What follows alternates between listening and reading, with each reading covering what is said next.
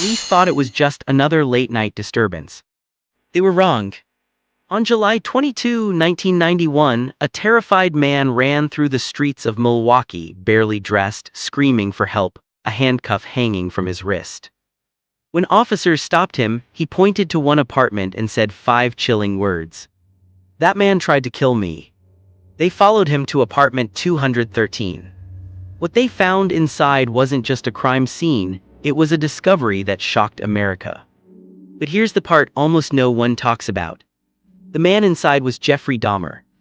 And this wasn't his first encounter with police. He had been reported before. Stopped before. Let go before. Over and over again.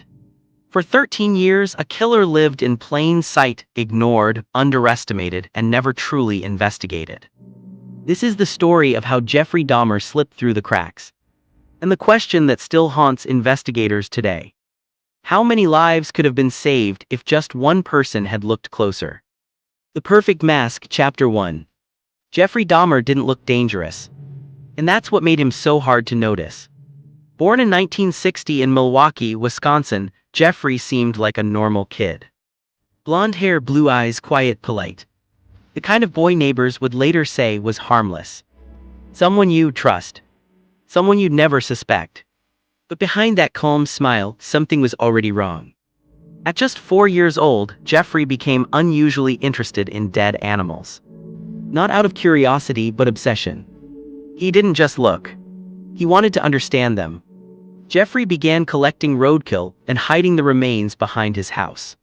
When his father, a chemist, showed him how to clean and preserve animal bones, Jeffrey became fascinated. That moment should have been a warning. By the time he was 10, Jeffrey was running his own secret experiments. Cutting, saving, and collecting things no child should be interested in. But no one was watching. His parents were caught in a collapsing marriage. His mother struggled with serious mental health issues. His father was always working. And Jeffrey learned something very early. He could disappear. He could do things in silence. And no one would stop him. But what happened next would change everything. Because in high school, Jeffrey Dahmer discovered something about himself. Something that would follow him for the rest of his life.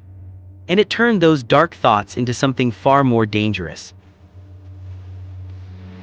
Chapter 2: The First Kill. June 1978. Jeffrey Dahmer was just 18 years old when everything crossed a line. Stephen Hicks was 19, hitchhiking to a concert. He accepted a ride from a quiet, friendly stranger who offered him a beer and a place to hang out. They talked. They drank. Everything seemed normal.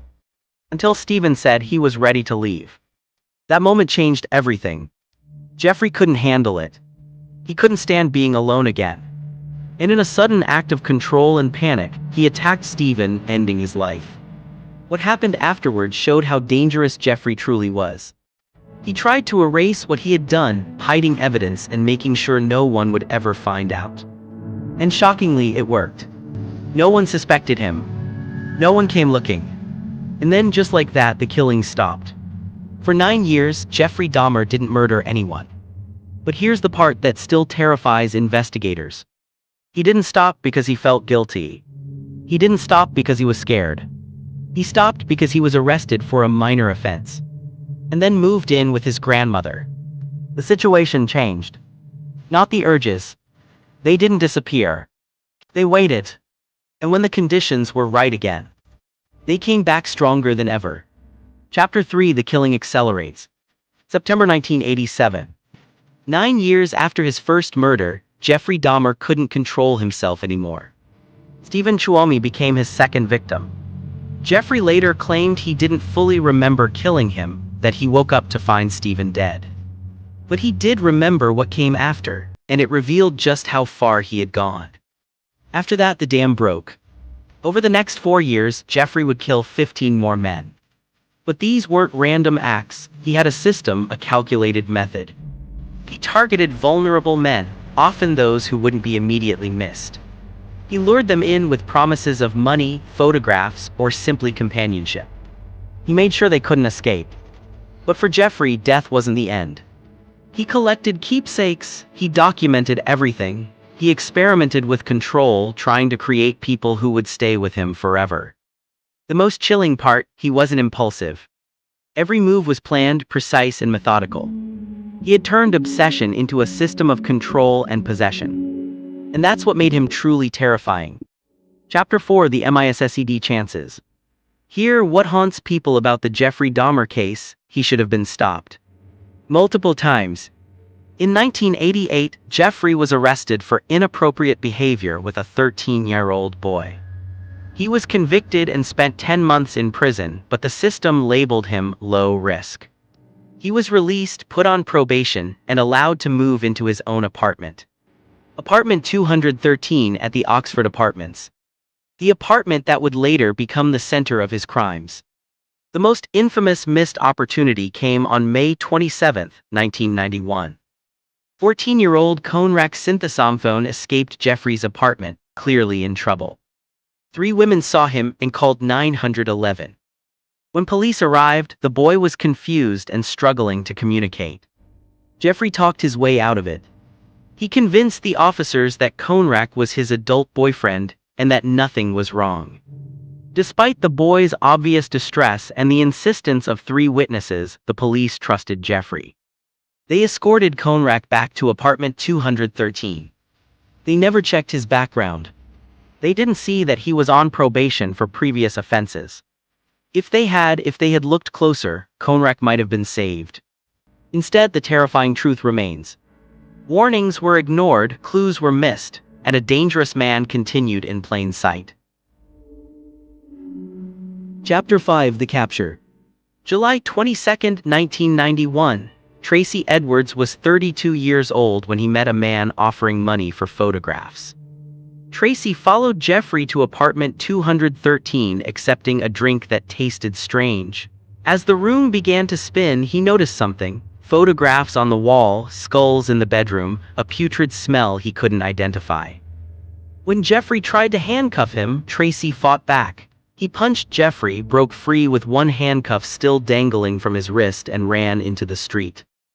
The 2 police officers who responded, Robert Roth and Rolf Mueller, almost made the same mistake their colleagues had made with Conrad.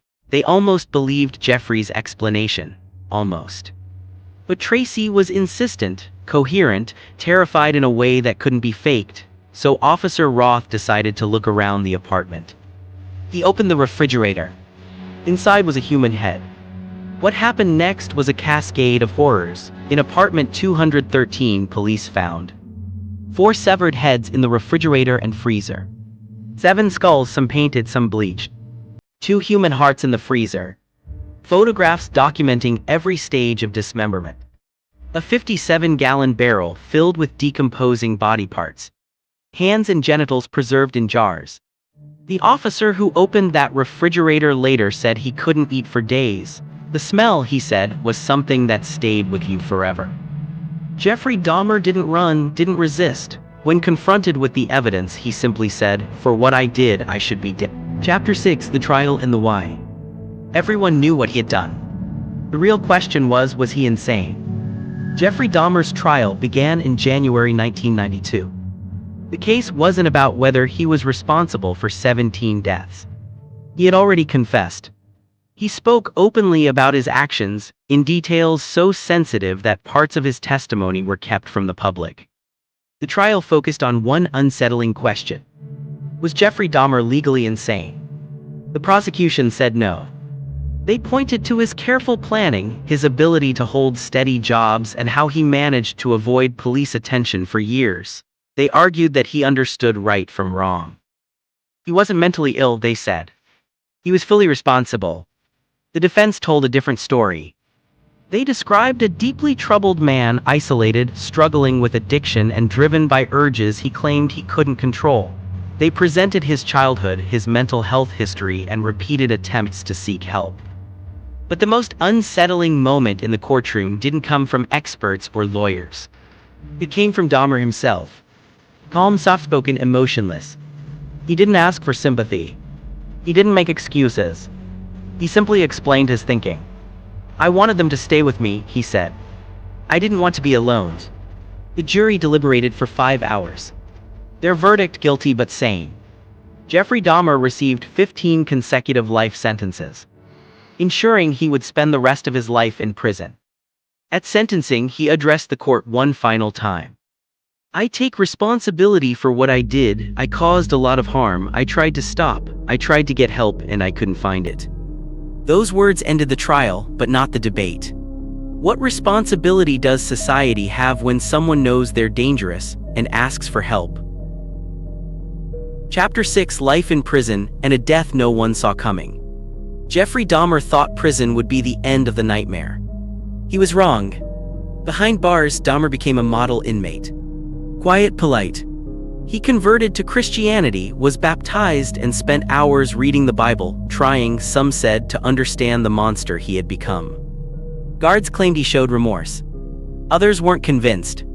Because even in prison, Dahmer wasn't safe. Other inmates despised him. Death threats were constant. For his own protection, he was isolated, kept away from the general population. But on November 28, 1994, that protection failed. During a routine work detail, Dahmer was left alone with another inmate, Christopher Scarver. Scarver believed he was on a mission from God. What happened next ended one of the most infamous criminal stories in history. Using a metal bar from gym equipment, Scarver attacked Dahmer. Minutes later, Jeffrey Dahmer was dead. He was 34 years old. The same age some of his victims would have been if they had been allowed to live. Later, Scarver said he was disgusted by Dahmer's crimes and claimed Dahmer mocked other inmates, turning meals into disturbing jokes. Dahmer's death split the world. Some called it justice. Others called it a complete failure of the prison system. But one thing is certain: Jeffrey Dahmer never escaped the horror he created. Not even in prison. Conclusion: the legacy.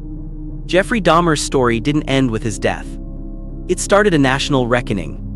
A reckoning about mental health. About how society treats vulnerable communities. About why some victims are believed, while others are ignored. Because this wasn't just the failure of one man. It was the failure of a system. 17 men died because warning signs were dismissed. Because prejudice replaced urgency. Because doing nothing was easier than doing the right thing. Konrak Sinthasomphon's family later received a settlement from the city of Milwaukee. The officers who returned him to Dahmer were fired, then reinstated with full back pay. That single fact says everything. Today, the Oxford apartments no longer exist. They were demolished in 1992. The city erased the building to prevent it from becoming a place of dark fascination. But the legacy didn't disappear. Jeffrey Dahmer lives on in documentaries, podcasts, and endless debates about evil. And we keep asking the same questions. How could someone become this? How did no one stop it sooner? And how do we make sure it never happens again?